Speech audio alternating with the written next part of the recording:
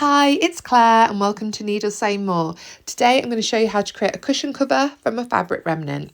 So I had this piece of fabric left over from when I made my daughter's headboard. It's a lovely piece of fabric from IKEA, so I wanted to make her a matching cushion for her bed. So here's my cushion pad that I'm going to be using. So your measurements need to be cushion pad plus 1.5 centimetre seam allowance all the way around, plus an extra 3 centimetres all the way around if you want the trim. So my cushion was 40 by 58 centimetres, plus 1.5 all the way around gives me 43 by 61. And because I'm adding the trim, the final measurements are 49 by 67 centimetres. So I'm making a mark on my fabric at 49 centimetres and 67 centimetres using my measuring tape.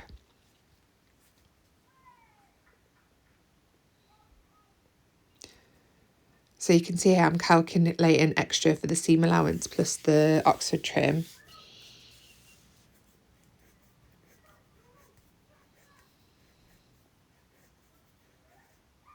Now this fabric has a bird on it and a specific way around. So it's really important that you make sure your fabric is the right way around so the birds aren't upside down or whatever pattern you happen to be using. So I marked out the fabric and then tore it to size. You might want to use a little scrap and just test that it does rip properly rather than going to rip it and ruining your fabric. So this one rips really nicely. So now that's all cut out, it's time to move on to the back. So we want two back pieces that are 2/3 of the full cushion width. So my cushion was 49 by 67, so we want it 49 by 45. So we're keeping the height of the cushion, we're just making the width smaller.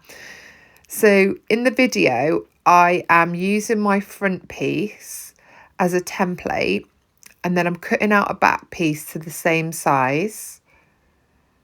Just trimming off any excess, and then I'm going to move the top piece over by 1/3 and then trim off the difference. So if you're not very good with spatial awareness and you struggle with measurements, I would properly sit down and work it all out and measure it. However, if you are good with spatial awareness and you can normally do things like this by eye, that's one way you can try it. So I then used the back piece that I just cut out as a template for the second one, because you need two back pieces to give the envelope effect. So put your back pieces next to each other and just check that your pattern is the right way around. So I'm checking that those orange birds are the right way around. So the two edges nearest each other, they're going to be my crossover, and that's going to be the opening for the cushion. So in the last little clip, I put a pin on either side of that opening, and now I'm folding it over by 2 centimetres and measuring it and pinning it, and then I'm going to press it with the iron.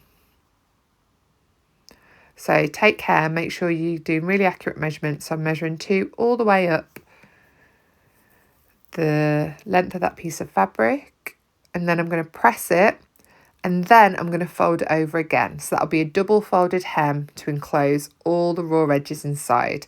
So you can see now it's all been pressed by 2 centimetres, folded over again by 2 centimetres and pressed again. And I've repeated that on both sides. So that'll be really easy to sew now the creases have been pressed in. So you want to line your throat plate of your machine up so that you're going to catch the edge with the hem that's on 2 centimetres. So I'd probably recommend with line up with your 2 centimetre line or your 1.5 centimetre line, but it'll be different on every machine. So just take a minute just to make sure you line it up accurately. Reverse stitch at either end of this hem and then repeat on the other side. Once your two back pieces have been hemmed accurately, you want to put them right sides facing with the front of the cushion cover, so you can see all the pattern pieces are touching, so the pattern's all on the inside. And if you've got a hem that went really well and a hem that didn't go as well, I would recommend putting your best on the bottom so that when you turn it outside, that will then be on the top. So remember, best on the bottom. So smooth out your pieces, get them all lined up accurately, and you're going to pin all the way around the outside of the 3 pieces of the cushion cover. Next, you want to sew it with a 1.5 centimetre seam allowance, because that's how much we added on all the way around the outside of the cushion cover. And you want to start and reverse at the start of this seam and at the end. Be really careful when you turn the corners to keep the needle down and lift the foot up to give you really sharp, accurate corners. Take pins out as you go, so you're not sewing over any pins, because it can be dangerous. Once you get back to the start, you want to sew and reverse to make that seam really strong all the way around the outside, and trim off any loose threads.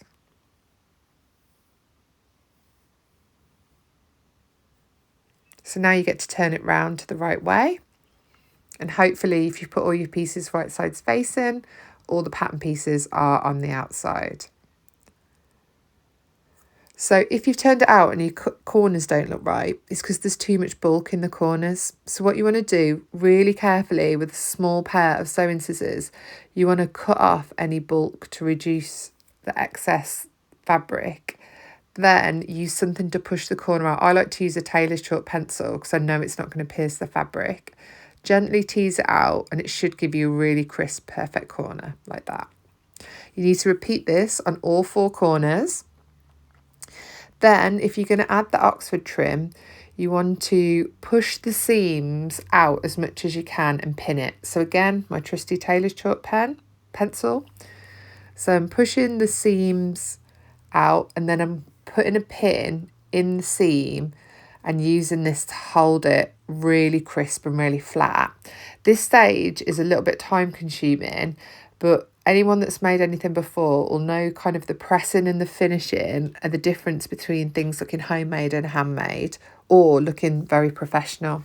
So take your time, pin all the way around the outside, make sure you're teasing those seams out to give a really crisp edge, and I'd give it a really, really good press before you sew it.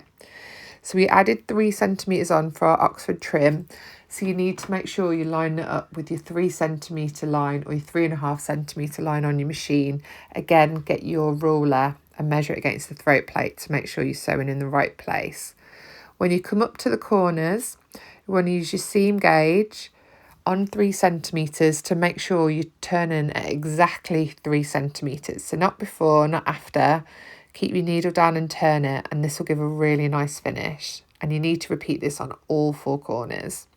Take care when you go to the crossover at the back, that because there'll be several layers of fabric there, that you go over that nice and smoothly. As you're coming up to the end, you might want to trim off any loose threads so you don't end up with a tangle, because that's going to be on the outside of your cushion cover. And when you get to the end, remember to reverse stitch so that it's a really durable, strong cushion. Because we've added the Oxford trim, there's no need to zigzag or pink and shear or overlock your seams, because all the raw edges will be encased. So there it is, all done. You might want to give it a final press, and then you're ready to insert your cushion pad. So you might need to give it a bit of plumping and a bit of rearranging to get it looking really nice. You can see I'm giving this one a pluff up to get it looking really nice. There we go. Any questions? Let me know in the comments.